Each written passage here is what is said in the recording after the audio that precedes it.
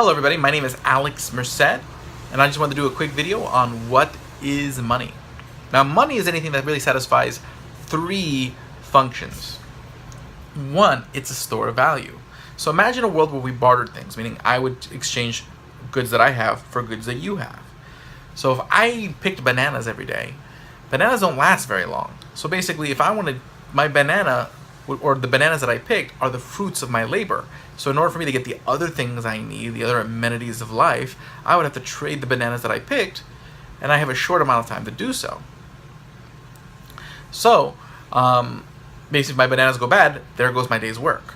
But with money, I can, instead of finding an exact thing that I want, instead of having to find someone with oranges who wants my bananas, if I can't find someone with oranges, I could just sell my bananas for money, and I have the value of my day's work with me in the meantime. And I can take as long as I want to find the goods that I want.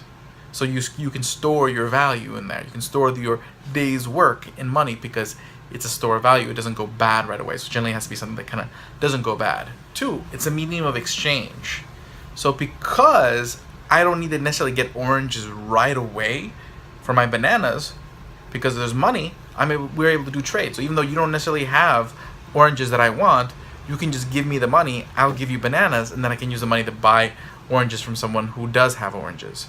So you don't have to worry about getting the same exact good, so it allows there to be more trading that facilitates that exchange. So that's number two. And number three, it's a unit of measurement. So basically because money becomes widely used, whatever the money is, whether it's gold or Bitcoin, because it gets used, prices form. And basically we start being able to kind of use money to measure the value of things, the wealth people have, the value of contracts. It allows us to measure economic transactions with each other in order for us to enter even larger and more robust types of economic transactions. And at the end of the day, what's going on when we do these economic transactions? We're just helping resources that are out there, scarce resources, find their way to the people who can use them the best or want them the most. So money serves those three functions. Now, using anything that doesn't serve those three functions as well isn't as good of a thing to use as money.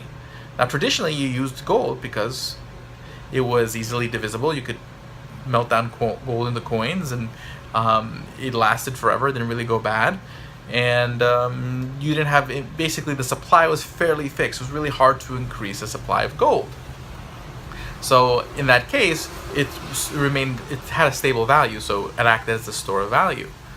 And that's why Bitcoin and other cryptocurrencies, the software was designed to kind of mimic that, to kind of limit its scarcity, make it kind of difficult to create more, be easily divisible, thus that way it could act as a store of value, because it can already be used as a unit of measurement and a medium of exchange. The store of value is always the issue. How can it have a stable value? And things like Bitcoin have controls on its supply, so that way it could be a store of value.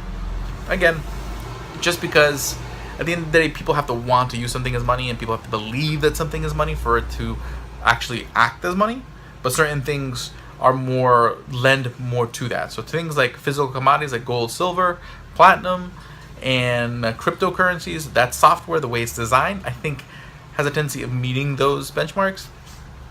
But the other way you can do it's what's called fiat currency. It's when governments basically say that in order for you to pay your taxes, you must pay your taxes in this currency that we created. And because of that, well, you want to do business, and when you do business, you generate a tax bill. You have a demand to basically get that currency in order to pay your taxes. And oftentimes the governments basically say you have to do business in this currency. So basically the reason why you accept it as money is because you were told it's money, and it generates a value in itself. And oftentimes the value of that currency is going to be heavily based on people's willingness to do business with that country. So the fact that other countries want to buy goods from that country is going to heavily kind of weigh in on the demand for that currency, because they're going to have to buy goods in that currency. They're going to enter contracts denominated in that currency. But bottom line, if the government doesn't do a good job and imposes too much taxes, too much regulation, and kills the business in that country, that other countries have nothing they really want to buy from that country anymore, that currency will collapse and become, well, worthless. So that's one of the issues with what's called fiat currency. And then again, it can easily be manipulated, and inflation can also cause problems and hurt international trade as well.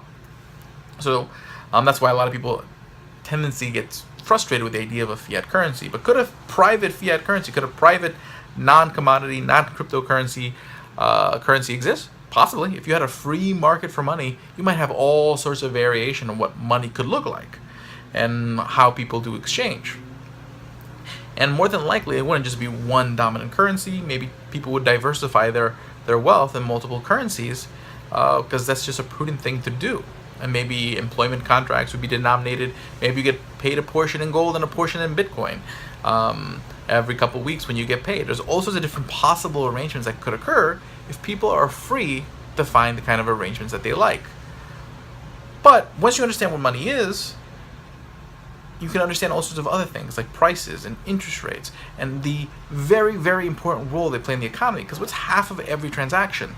Money. When you borrow money, what rate are you paying? Interest rates. What is that price that you pay? It's called the price. How these things work are really dependent on understanding money at its core. So now that you understand this, hopefully some of those other things begin to make more sense and you can think more critically about this issue. My name is Alex Merced from alexmerced.com. Have a great day and enjoy.